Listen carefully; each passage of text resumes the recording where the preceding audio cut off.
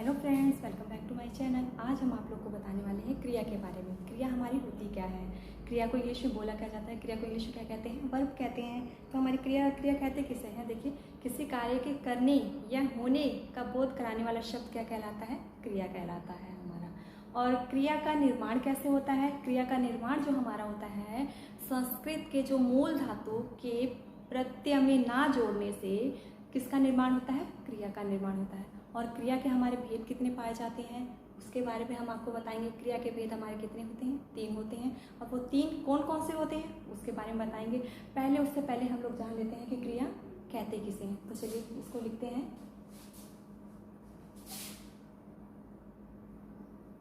किसी कार्य के करने या होने का बोध कराने वाले शब्द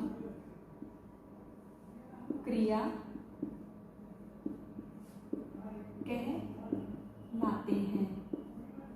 इतना तो हमारा श्योर हो गया कि किसी कार्य के करने या होने का बोध कराने वाले शब्द क्या कहलाते हैं? क्रिया कहलाते हैं। और क्रिया का निर्माण कैसे होता है वो जानते हैं हम लोग। क्रिया का निर्माण हमारा कैसे होता है? अर्थात, इसको लिखते हैं अर्थात संस्कृत के मूल धातु में प्रत्यय ना प्रत्यय यानी पीछे होता है आपका, ना प्रत्यय का प्रयोग करने से क्रिया का निर्माण होता है। इतना तो हमें समझ में आ गया है।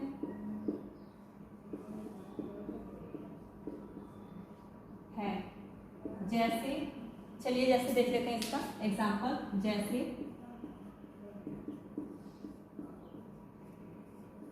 पढ़ धन ना, क्या बन गया आपका? पढ़ना। फिर है लिख धन ना, क्या बन गया आपका? लिखना।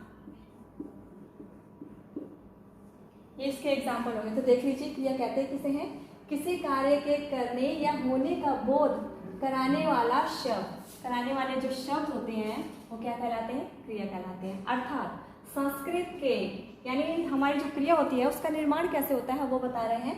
संस्कृत के जो मूल धातु होते हैं, हमारे मूल धातु में ना, ये जो ना होता है आपका, ना प्रत्यय का प्रयोग करने से क्रिया का निर्माण होता है। एग्जाम्पल है जैसे हमारा पढ़ धन ना, पढ़ना, लिख धन ना, लिखना। ये हो गई हमारी क्रिया की डेफिनेशन हो गई है। अब इसके बाद हम लोग जानते हैं कि क्रिया के भेद कितने होते हैं। क्रिया के भेद कितने होते हैं? हमारे 3 भेद होते हैं। और 3 भेद हमारे कौन कौन से होते हैं उसको हम लोग जानते हैं।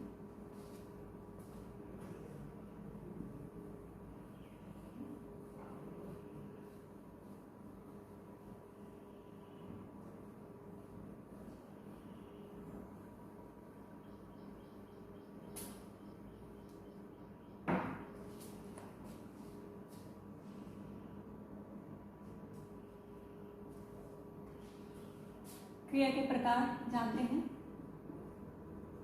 क्रिया के प्रकार कितने होते हैं? 3 होते हैं। अब 3 कौन कौन से होते हैं चलिए उसको बताते हैं हम लोग।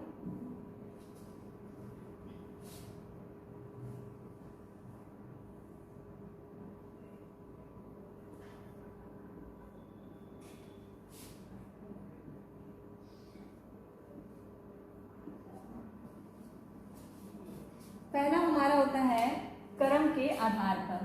पहला क्या होता है? कर्म के आधार पर। दूसरे नंबर पे हमारा जो आ जाता है वो होता है रचना या प्रयोग के आधार पर। प्रयोग के आधार जो हमारा तीसरा होता है, तीसरा जो होता है हमारा, वो आ जाता है हमारा काल के आधार पर। काल के आधार पर।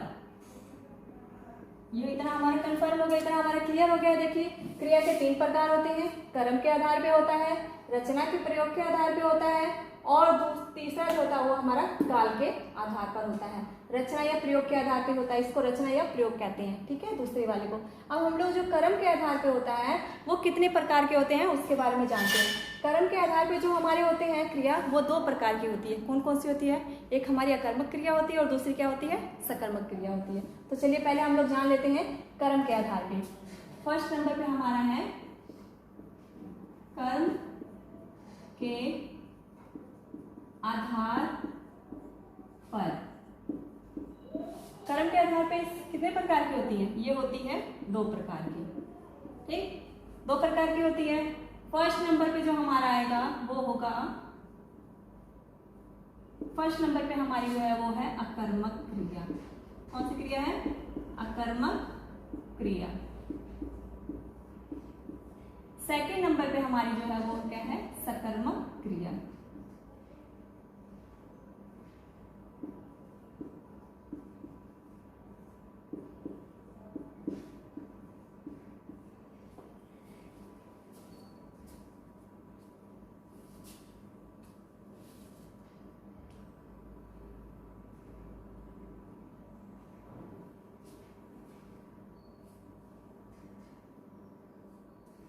ये जो हमारी, अब देखिए, जो अकर्मक क्रिया होती है और ये जो सकर्मक क्रिया होती है, सकर्मक क्रिया के भी 2 पार्ट हो जाते हैं। 2 पार्ट हमारे कौन कौन से हो जाते हैं?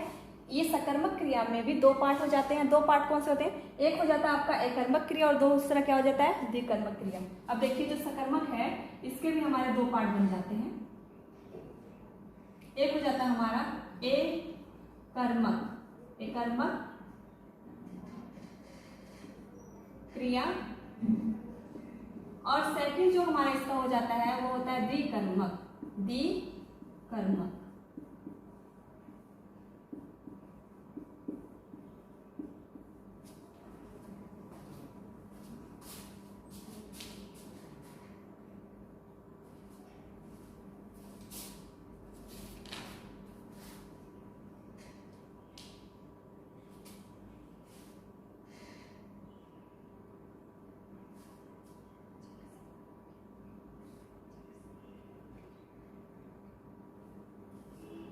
इतना आपको क्लियर हो गया है? क्रिया के प्रकार 3 होते हैं, कर्म के आधार पर, रचना या प्रयोग के आधार पर होता है, काल के आधार पर होता है। अब जो कर्म के आधार पर होता है उसकी डेफिनेशन को हम लोग क्लियर करेंगे, बट पहले देख लेते हैं कि कर्म के आधार पर ये कितनी होती हैं? 2 प्रकार की होती हैं। एक होती है अकर्मक क्रिया, दूसरी होती है सकर्मक क्रिया। अब सकर्मक क्रिया जो होती है उसके भी हमारे 2 पार्ट बन जाते हैं। सकर्मक क्रिया में जो होता है उसमें एक पार्ट होता है कर्मक क्रिया का और दूसरा होता है द्विकर्मक क्रिया का। इतना आप लोग को समझ में